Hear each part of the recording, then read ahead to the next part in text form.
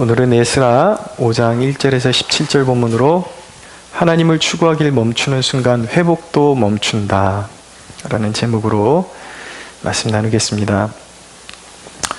그러면 하늘의 복을 누리고 살아가는 사람들의 특징을 보면 한결같은 특징이 있습니다. 뭐냐면 그것이 어린아이와 같다. 그러니까 어린아이 같은 면모가 그들에게 있다라는 것을 알게 됩니다.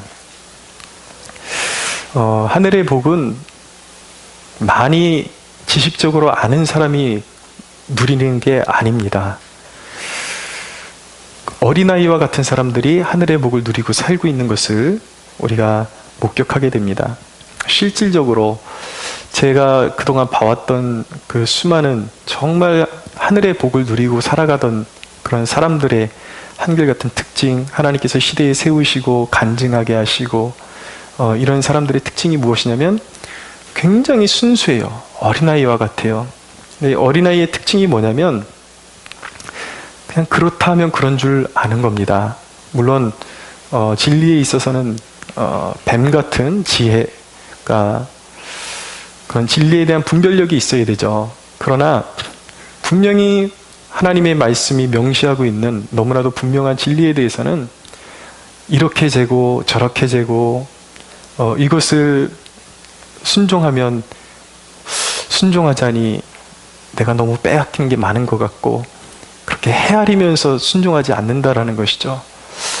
어린아이와 같은 사람들은 이것이 분명히 하나님의 말씀이고 성경에 이대로 순종했던 사람들이 기적을 맛보았고 하나님의 능력을 맛보았다면 그대로 믿고 성경에 나오는 인물들이 기적을 맛보았다면 이 말씀 순종하면 나도 기적을 맛보겠지 라는 아주 그런 간단하고 명료한 그런 믿음을 가지고 살아가는 사람들이 바로 어린아이와 같은 그런 믿음을 가진 사람들인 것입니다.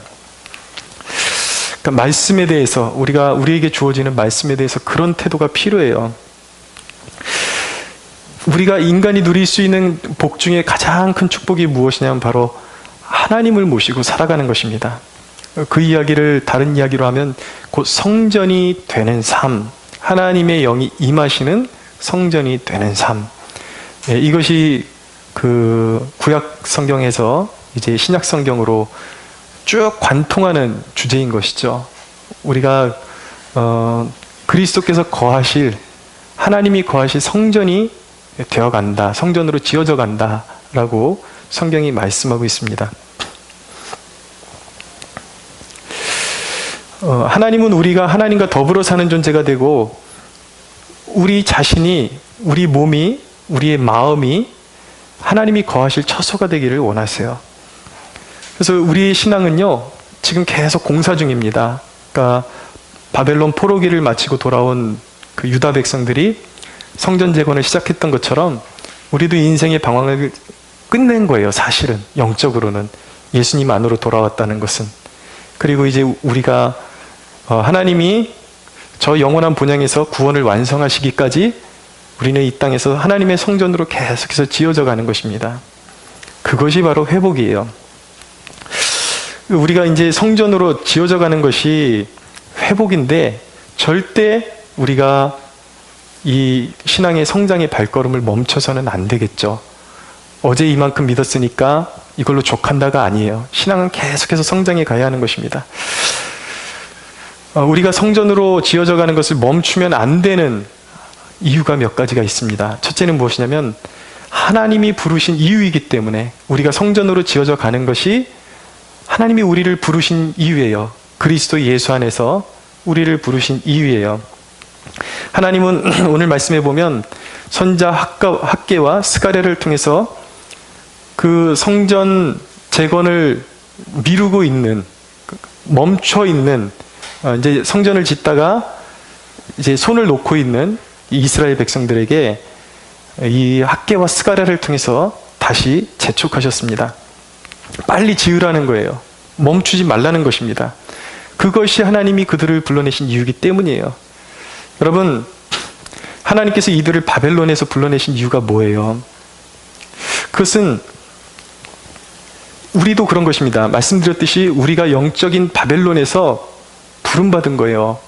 세속적이고 이교적인 삶에서 하나님을 모르는 그러한 영적인 어두움 가운데 있는 그러한 삶에서 우리가 그리스도 안에서 하나님의 백성으로 부름받은 것이죠. 그 왜 부르셨는가? 하나님께서 친히 우리 안에 좌정하시기 위해서, 거하시기 위해서 우리를 부르셨다라는 것입니다. 그 이전에 우리가 처해 있던 그 바벨론이 영적으로 상징하는 건 뭐예요? 죽음이거든요. 인간의 그 근본적인 문제는 죽음이에요. 그런데 여러분, 하나님의 영이 우리의 삶 가운데, 우리 마음 가운데 좌정하시지 않으시면요, 늘 죽음의 그림자가 우리를 도사리게 됩니다. 세상의 마음을 빼앗겨 버리고 하나님의 임재를 추구하지 않고 그러면 세상의 어두움에 묶일 수밖에 없는 거예요. 죽음의 그림자가 우리를 늘 덮게 되는 것이죠. 근데 하나님이 우리 안에 거하시면 날마다 새로운 삶을 맛보게 되는 것입니다. 그래서 하나님은 여러분들을 소유하기를 원하세요. 하나님이 우리를 소유하시는 것은 속박이 아니라 그것이야말로 참 자유인 것입니다. 우리가 세상에 묶이면 죽는 거예요. 멸망하는 거예요. 그러나 하나님께 묶이면 우리는 사는 것입니다. 영원히 사는 것입니다. 할렐루야. 하나님이 날 차지할수록 자유해지는 거예요. 하나님이 나를 차지하시면, 성령이 나를 차지하시면 정욕을 이기게 되는 것입니다. 하나님은 마치 농부와 같은 분이세요.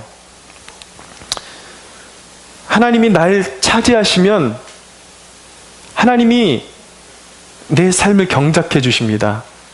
하나님이 날 차지하시면 내 삶을 경작해 주셔서 그분은 뛰어난 농부예요. 실패하지 않는 농부십니다. 우리를 가장 잘 아시고 내가 가장 잘할 수 있는 것이 무엇인지 아시고, 그리고 하나님께서 나를 만드셨기 때문에 어떻게 사용하면 가장 효율적으로 사용할 수 있는지 누가 아셔요? 하나님이 아세요. 그러니까 하나님이 우리의 삶을 경작하시면 내가 하지 못했던, 내 자신도 깨닫지 못했던 나에 대해서 깨닫게 되고, 내가 한 번도 생각해 본 적이 없었던 그런 좋은 열매들을 맺게 되는 것입니다. 그래서 주님과 친밀해지면 주님이 우리를 들고 사용하시기 시작하십니다. 모세의 삶을 보십시오. 모세의 삶은 자기 노력의 작품이 아니었어요. 모세가 오히려 자기 노력으로 이스라엘 백성들을 구원하려고 노력했을 때 그는 실패했습니다. 단지 그냥 살인자로 낙인 찍혀버리는 그 정도에 지나지 않았죠. 그런데 그가 하나님을 만나고 하나님의 손에 붙들려서 하나님의 계획대로 살기 시작하니까 그의 인생이 위대한, 이스라엘 역사 가운데 가장 전무후무한 그러한 위대한 하나님의 종이 될 수가 있었던 것입니다. 그러니까 우리의 삶은 내 고집대로 사는 것이 가장 좋은 것이 아니라 내 것을 다 내려놓고, 나의 계획, 나의 추구, 이 모든 것을 내려놓고 나를 향하신 하나님의 뜻을 구하며 하나님의 은혜를 구하며 하나님과 함께 동행하는 것이 가장 복된 삶이고 가장 가치 있는 삶이라는 것을 우리가 믿어야 하는 것입니다. 여러분, 우리는 다윗이 사용했던 물맷돌같이 약한 존재일 수 있어요. 여러분, 골리앗을 무너뜨리려고 그러면 적어도 그 거대한 3m가 넘는 그런 거대한 장정을 무너뜨리려고 그러면 적어도 주먹보다 큰 돌이라든지 아니면 바위만한 그런 것들, 그 정도는 돼야지 골리앗을 무너뜨릴 수가 있지 않겠습니까? 근데 다윗의 손에 그 조그만 조약돌이 쥐어지니까 다윗은 물매질하는데 명수였습니다.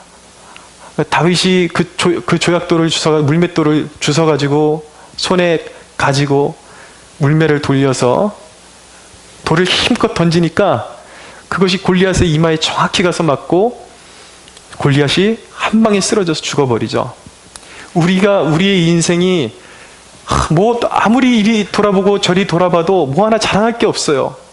조약돌 같은 인생.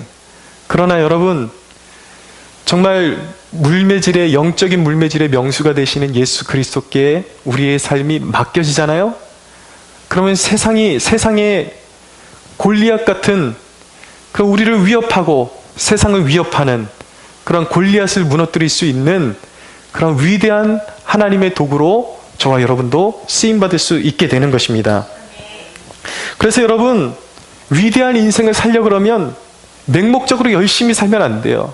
맹목적으로 열심히 사는 인생은 세상 사람들이 그렇게 사는 거예요. 하나님이 저와 여러분들의 인생을 위대하게 사용하시기 위해서 요구하시는 것은 단순히 그냥 바쁘게 살아라, 열심히 살아라, 그것이 아니라 먼저 너의 인생을 나에게 달라는 거예요. 나에게 가까이 와라. 하나님께 가까이 가는 것이 인생의 승리의 방법인 것입니다. 언제든지 주님께서 말씀하세요. 내가 문 밖에 서서 두드리노니 누구든지 내 음성을 듣고 문을 열면 내가 그에게로 들어가 그로 더불어 먹고 그는 나로 더불어 먹으리라. 항상 주님은 우리의 마음 문을 두드리십니다.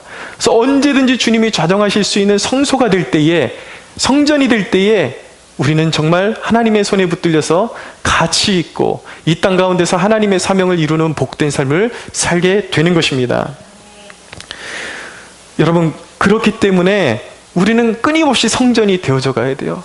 끊임없이 조금 더 나의 이전의 욕심, 욕망, 탐욕 같은 것을 더 내려놓고 하나님이 나를 더욱더 차지하실 수 있도록 마지막 부르시는 순간까지 우리는 성장하기를 사모하고 조금 더 주님이 나를 장악하시도록 더욱더 마음을 내어드리고 나의 욕심을 내려놓고 주님을 영접하고 주님이 내 삶을 조금 더 많이 차지할수록 우리의 삶은 가치 있고 더욱더 능력이 넘쳐나는 것이기 때문에 우리는 성전으로 지어져가는 이 일을 결코 포기해서는 안 되는 것입니다.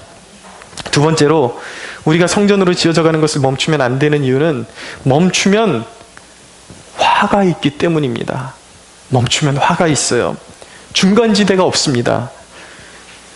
여러분, 육신은 영의 일에 늘 반대로 갑니다. 육신이 느끼는 건 하나님의 일이 늘 거추장스럽게 느껴져요. 번거로운 것으로 여겨집니다. 그래서 항상 인간은 뒤를 돌아봐요.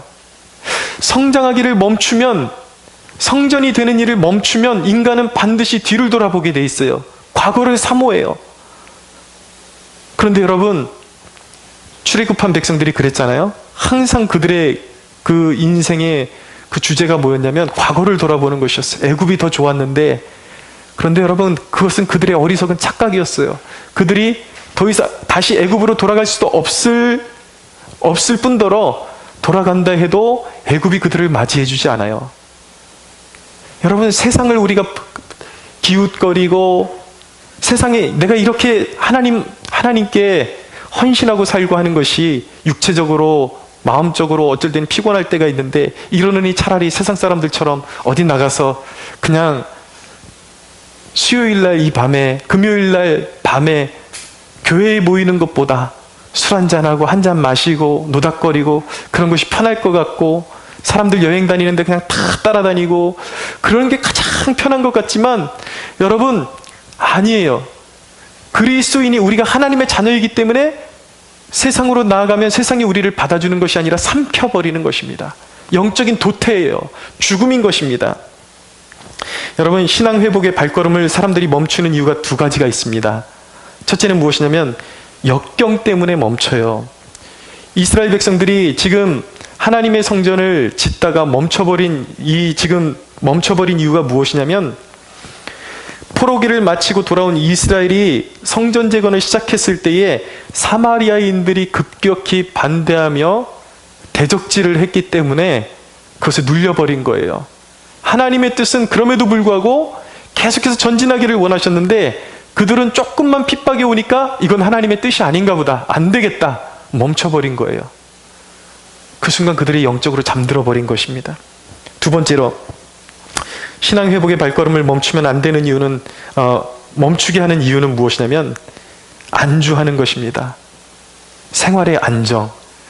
여러분, 우리가 회복하면 주로 생각하는 것이 무엇이냐면 단기적인 회복, 어떤 기도가 성취되는 것, 그것 하나만 바라볼 때가 참 많습니다. 그런데 여러분, 우리의 삶 가운데 우리가 간절히 원하던 그 한 가지 기도 제목이 성취되는 것이 우리에게 의외로 영적으로 보면 독약이 될 수 있다는 것을 아셔야 돼요. 많은 사람들이 어떤 기도 응답이 되면은 기도의 자리를 떠나버립니다. 하나님을 찾지 않아요. 대부분의 사람들은 생활이 안정되면 하나님께로 더욱더 가까이 가는 것이 아니라 그것 때문에 하나님을 멀리하는 요인이 되기도 하는 것입니다. 그러나 여러분, 성전은 완성해야 돼요. 거기서 멈추면 안 돼요. 그것이 역경 때문이든 우리의 삶에 주어진 생활의 부요함이든 그 어떤 것도 우리가 하나님의 영이 거하시는 성전으로 지어져 가는 일을 멈추게 해서는 안 되는 것입니다. 부단히 깨어 있어야 돼요. 내 스스로를 점검하고, 내가 신앙 성장에 멈춰 있다면 그 원인이 무엇인가 점검해 보셔야 돼요. 그동안 내게 고난이 너무 많았기 때문에, 아니면 지금 삶이 그래도 넉넉히 폈기 때문에 도대체 무엇이 내 발목을 붙잡고 있는 것일까? 여러분, 우리의 영적인 성장을 방해하는 그 어떤 세력에 대해서도 우리는 영적으로 단호해져야 하는 것입니다. 성장해야 돼요. 구원의 경주를 마무리할 때까지 성장을 추구해야 하는 것입니다. 1절을 보세요. 오늘 1절. 선지자들 곧 선지자 학개와 이또의 손자 스가랴가 이스라엘의 하나님의 이름으로 유다와 예루살렘에 거주하는 유다 사람들에게 예언하였더니 라고 말씀하고 있어요. 자, 학개와 스가랴가 이스라엘 백성들에게 예언을 했어요. 여기서 예언은 무엇이냐면, 예언은 앞일을 알게 하시는 것도 포함되지만 여기서 말씀하는 예언은 말 그대로 선지자들을 통해서 지금 하나님이 이스라엘 백성들에게 주시는 하나님의 뜻을 일컬을 때의 예언이다 라고 그렇게 말하는 것입니다. 근데 학개를 통해서 주신 예언이 무엇일까? 그것을 학개서가 너무나도 잘 말씀해주고 있습니다. 잘 기록하고 있어요. 학개서 2장 2절에서 11절 제가 읽어드리겠습니다. 학개서 2장 2절에서 11절 들어보십시오. 너는 스알디엘의 아들 유다 총독 스룹바벨과 여호사닥의 아들 대제사장 여호수아와 남은 백성에게 말하여 이르라. 너희 가운데 남아있는 자 중에서 이 성전의 이전 영광을 본 자가 누구냐? 이제 이것이 너희에게 어떻게 보이느냐? 이것이 너희 눈에 보잘것없지 아니하냐? 그러나 여호와가 이르노라. 스룹바벨아,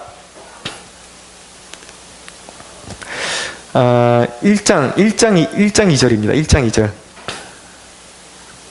1장 2절부터 읽겠습니다. 1장 2절에서 11절까지.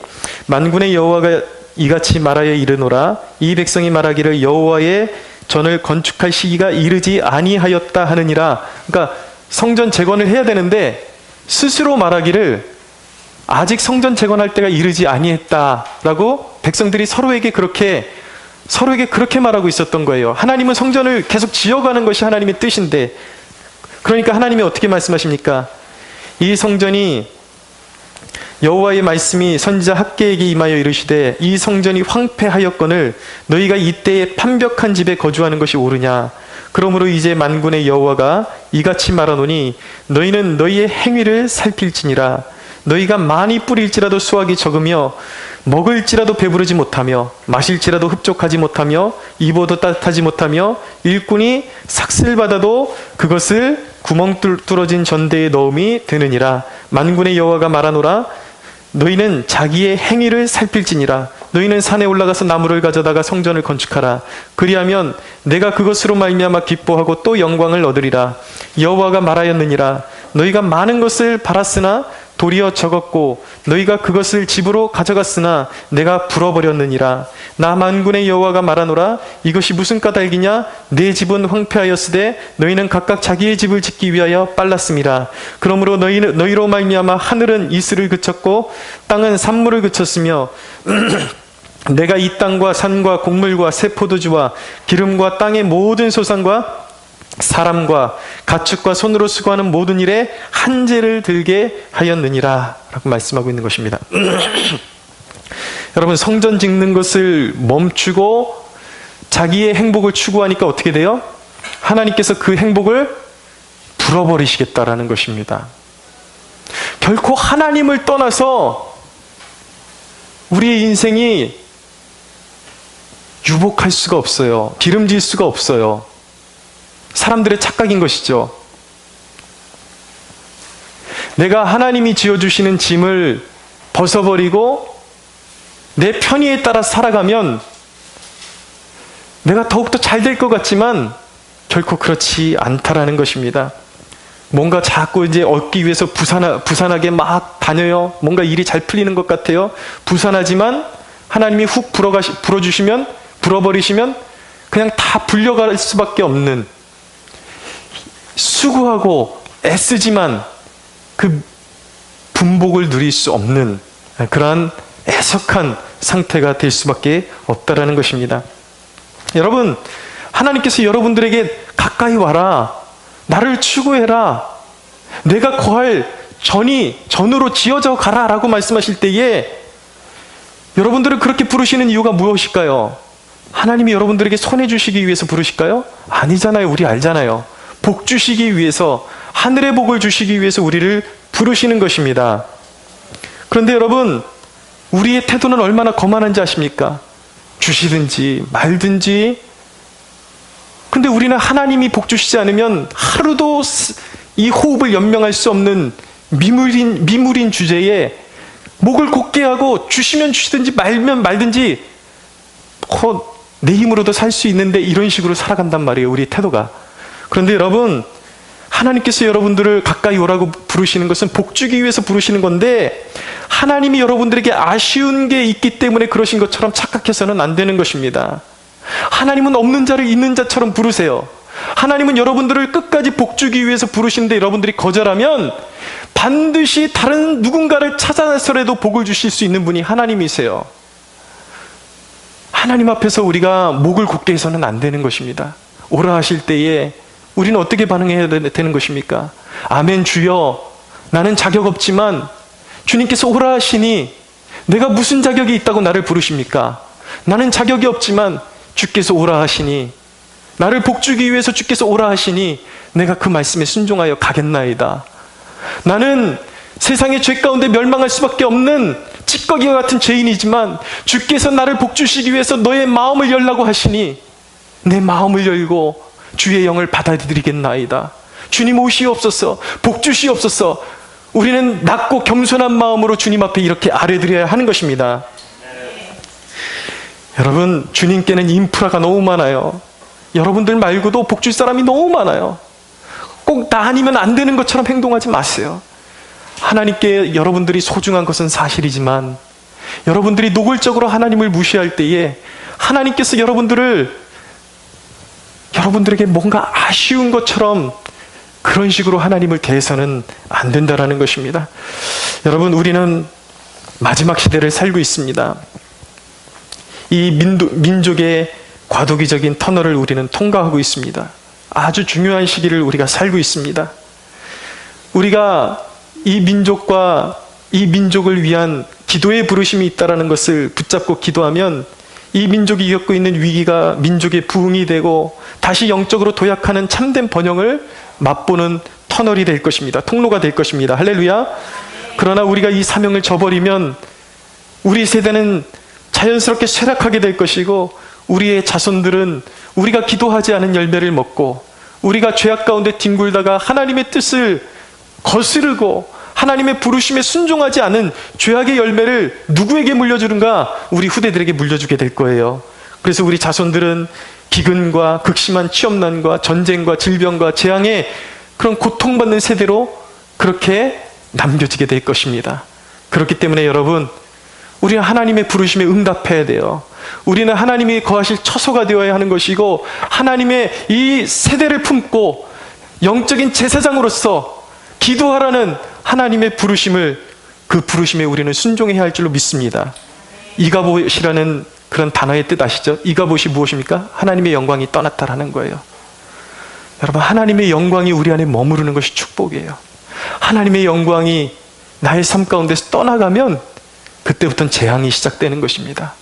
하나님의 영광이 한국 교회에서 떠나가면 이 민족은 재앙 속에서 뒹굴다가 심판받을 수밖에 없는 처참한 인생이 되고 마는 것입니다.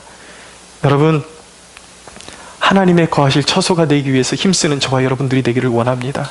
끝까지 사명 붙들고 살아가는 우리들이 되기를 원합니다.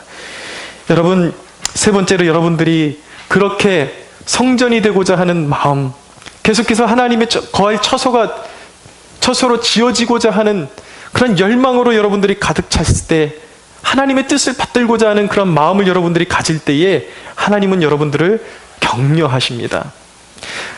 여러분, 하나님은 우리에게 너희들 순종 안 하면 너희들 다 작살날 거야, 너희들 그냥 다 심판받아서 다 태워버릴 거야. 여러분, 하나님은 그렇게 두려움만 주시는 분이 아니세요. 하나님은 항상 우리에게 선한 약속, 좋은 약속을 주시는 분이십니다. 하나님은 우리가 순종하고자 할 때 항상 격려하시고 우리가 알 수 없었던 새로운 길을 보이시는 분이 우리 하나님이십니다. 2절을 보십시오. 에스라 5장 2절. 이에 스알디엘의 아들 스룹바벨과 요사닥의 아들 예수아가 일어나 예루살렘에 있던 하나님의 성전을 다시 건축하기 시작하며 하나님의 선지자들이 함께 있어 그들을 돕더니, 자, 이 학개와 스가랴의 이 예언을 듣고 이스라엘 백성들이 정신이 바짝 들었어요. 아, 우리가 잠들어 있었구나, 안 되겠구나. 깨어나서 이제 성전을 다시 짓기 시작하는데, 이 학개와 스가랴 같은 선지자들이 이 성전을 건축하는 백성들을 도왔다라고 말씀하고 있는 것입니다. 근데 여러분, 이 도왔다라는 것이 무엇으로 도왔다라는 말씀일까요? 무엇으로 도왔단 말일까요? 여러분, 선지자들이 하나님의 백성들, 열심히 하나님의 일을 감당하는 백성들에게 도와줄 수 있는 것이 무엇일까요? 그것은 바로 하나님께 받은 말씀, 살아있는 말씀으로 위로하고 격려하는 것이었습니다. 어려운 상황이 올 때마다 말씀으로 격려했던 거예요. 여러분, 사람들은 그렇게 말할 때가 있습니다. 도대체 하나님이 어떻게 말씀하신단 말인가? 내 인생에는 하나님께서 그렇게 말씀하시는 것을 나는 느낄 수 없고, 나는 그런 것을 체험한 적이 없는데 하나님이 내 인생 가운데 언제 어떻게 말씀하신다는 것일까? 그런 질문을 하는 사람들이 있습니다. 그런데 여러분, 제가 이전에 그런 경험을 한 적이 있습니다. 제가 영락교회에서 목양관에 살 때에 약국이 어디 있는지를 몰랐어요. 약국이 어딘지를 몰랐는데, 하루는 누가 아팠는지 하도 시간이 오래 지나가지고 잘 기억은 나지를 않아요. 제가 아팠는지 제 아내가 아팠는지 잘 모르겠지만 어쨌든 누가 아팠어요. 그래서 집에서 나서기 전에는 그렇게 생각했습니다. 어디 가서 약국을 찾지? 그런데 아픈 사람이 있어서 약국을 찾아야 한다라는 그 집중력을 가지고 밖에 나가보니까요, 영락교회 사방에 지천에 깔린 게 약국이에요. 약국이 그렇게 깔려 있었음에도 불구하고 평소에 내가 갈급함이 없었기 때문에, 피로를 느끼지 못했기 때문에 단 하나도 제대로 있다라는 것을 감지하지를 못했어요. 하나님께서 우리에게 무수하게 말씀하십니다. 매일의 삶 가운데 말씀하십니다. 그럼에도 우리가 듣지 못하는 이유는 무엇이냐면, 우리가 그 필요에 대해서 우리가 스스로 간과하고 있었기 때문이에요. 피로를 스스로 느끼지 못하고 살았기 때문이에요. 그런데 여러분, 우리의 인생의 초점이 하루를 살더라도 모든 순간마다 내 인생을 하나님께 드리겠다, 이 모든 이 순간순간마다 하나님의 영광을 위해서 살겠다라고 몸부림치잖아요. 그러면 하나님의 뜻을 구하는 자에게 하나님께서 영적으로 사인을 주기 시작하십니다. 매일 말씀하세요.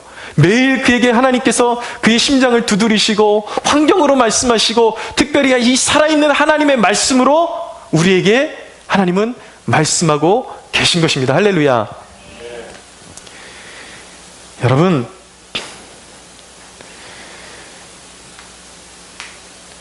매일의 삶 가운데 하나님의 뜻대로 살겠다라는 결단을 하십시오. 내 삶을 하나님의 성전으로 내어드리겠습니다라는 결단을 하십시오. 그러면요, 하나님의 위로와 격려가 임해요. 그것이 왜 중요한지 아십니까? 하나님의 위로와 격려를 붙들고 살아가는 인생은 망하지 않습니다. 실패하지 않습니다. 할렐루야. 하나님을 든든한 백으로 삼고 살아가는 여러분들 되십시오. 네 번째요, 여러분들이 하나님의 성전이 되기로 결단하고 끝까지 하나님이 임하시고 다스리시는 성전이 되어가기를 추구하고 그 성장을 향해서 달려갈 때에 하나님은 여러분들의 인생의 절대적인 지지자가 되어주십니다. 왜 사람들이 빽이 없다라고 말하는지 모르겠어요. 나는 빽도 없다. 여러분, 그리스도인들에게는 인간 빽이 없는 게 축복입니다. 제가 태어나 보니까 너무 못 사는 가정에 태어났어요. 너무 고난이 많은 가정에 태어났어요. 근데 여러분, 그것이 제게 축복이 되었습니다. 저는 지금도 정말 제가 제 인생에 기도하는 법을 배웠다라는 것이 제 인생의 가장 큰 자랑거리예요. 그것이 유일한 자랑거리예요. 내가 기도를 배운 것, 그것은 무엇을 의미하는 것입니까? 하나님이 나의 백이 되어주신다. 어딜 가나 내가 의지할 사람 하나 없지만 하나님이 나의 든든한 백이 되어주신다. 여러분, 이것이 얼마나 큰 축복인 줄 아십니까? 인생에 그보다 더한 축복은 없는 것입니다. 오늘 6절 이하에 보면 유브라데강 서쪽의 총독인 여기 오늘 말씀해 보면 다뜨네 스달보스네라는 이름이 나오는데, 이 역사 문헌에 보면은 이 다뜨네가 총독이 아니라 당시 우시탄이라는 사람이 있었는데, 이 사람이 총독이었고 다뜨네와 스달보스네는 그들의 관리들, 그들에게 그 우시탄이에게 속한 관리였다라는 것을 알게 됩니다. 근데 이들이 이스라엘 백성들이 성전 재건을 다시 시작하니까 이들이 이제 태클을 걸고 들어온 거예요. 누구의 명령으로 너희가 이 하나님의 성전을 허락도 없이 짓느냐? 그러니까 이제 이스라엘 백성들이, 이 유다 백성들이 우리는 하나님의 거룩하신 천지를 지으신 하나님의 이름을 우리는 의지해서 이 성전을 짓는 것입니다 라고 그렇게 이야기를 했습니다. 그랬더니 이 관리들이, 당시 왕이 다리오 왕이었는데 다리오 왕에게 이제 상소를 이제 보냅니다. 그래서 그 다리오 왕에게 이제 문서를 확인해 달라고 요청을 하는 것이죠. 이전에 바사왕 고레스 왕이 이제 이 바벨론에서 포로기를 보내고 있었던, 이제 그 포로기 70년을 꽉 채운 이 포로들을 향한 이 자유케 하는 칙령, 포로 귀한 칙령을 내고 그들에게 물품을 주면서 고향으로 돌아가서 하나님의 성전을 지으라고 그렇게 명령을 내렸다고 하는데, 한번 역사 문헌을 참고하셔서 저들의 말이 맞는지, 정말 이전에 고레스 왕이 저들에게 그런 하나님의 성전을 지어도 좋다라는 그런 허락을 했는지 확인해 주십시오. 이렇게 행정적인 절차를 거치고 있었던 것입니다. 여러분, 이들의 행동을 보면요, 이전에 사마리아인들이 방해를 놓은 모습과는 전혀 달랐습니다. 그들은 모함하고, 그들은 이간하고 위협하고 이런 식으로 이스라엘 백성들의 공사를 멈추게 했죠.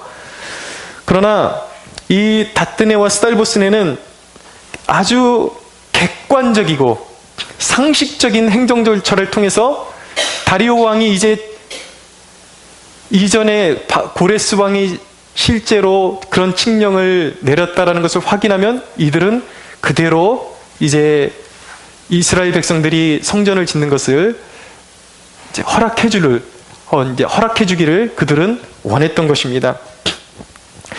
비록 그들에겐 여호와를 경외하는 신앙은 없었어요.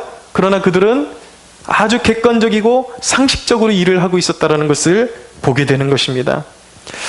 여러분, 하나님이 어떤 사회에 은혜를 주기 시작하실 때에 우리가 이 사회를 잘 봐야 돼요. 하나님이 이 사회를 징계하시고자 할 때 사람들의 마음이 굳어지고 부패하기 시작하면서 사회가 질서가 무너지고 체계가 무너집니다. 그래서 거짓이 팽배하고 모함하는 것이 팽배하고 사회가 전반적으로 거짓을 기반으로 서게 되는 것이죠.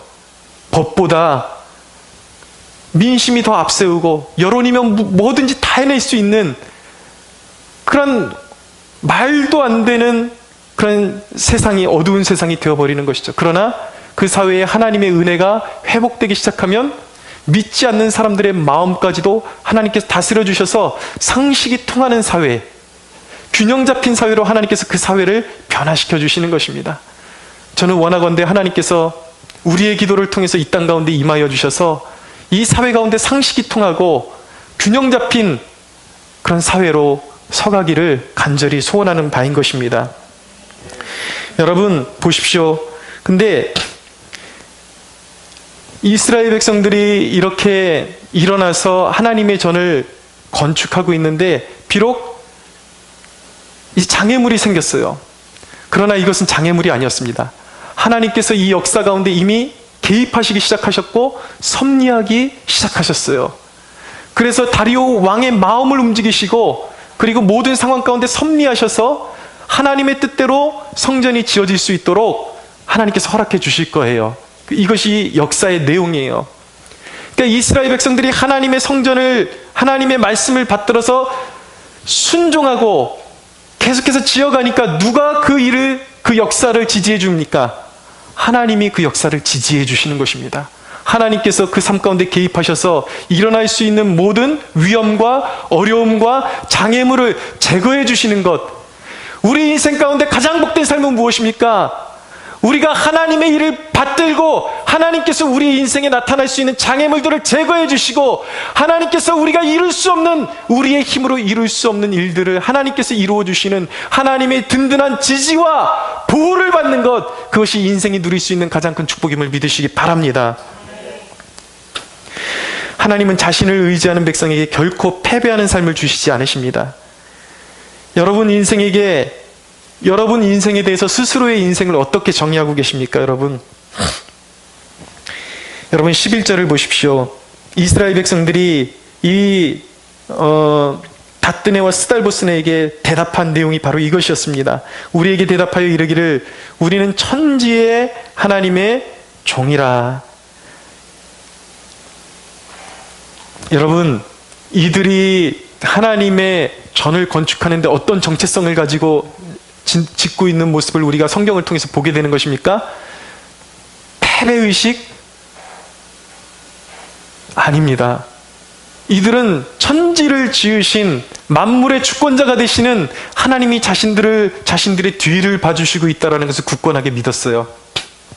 여러분, 승리하는 인생의 조건은 무엇이냐면 전능하신 천지를 지으신 하나님께서 내 뒤를 봐주고 계시다. 나를 붙들고 계시다. 나의 든든한 백은 천지를 지으신 하나님이시다. 나의 정체성은 패배하기 위해서 태어난 존재가 아니라 그리스도 예수 안에서 하나님의 도움으로 끝내 승리할 인생으로 부름받은 인생이다. 할렐루야. 네. 여러분은 그런 정체성을 가지고 살아가십시오. 스스로에게 그렇게 선포하십시오. 나는 일평생 하나님의 지지를 받는 하나님의 축복받은 자녀다. 나는 실패하기 위해서 이 땅에 온 것이 아니라 그리스도 예수 안에서 진정한 성공을 맛보고 하나님의 영광스러운 축복의 통로로 하나님의 자비하심과 사랑과 은혜를 어두운 세상 가운데 흘려보내는 그 거룩한 사역 가운데 쓰임받는 하나님의 일꾼으로 부름받았다. 여러분, 이 정체성을 가지고 하루하루를 승리하는 하나님의 거룩한 성전으로 매일매일 지어져 가는 저와 여러분들이 되기를 주 예수의 이름으로 축원합니다. 하나님께 영광의 박수 올려드리겠습니다.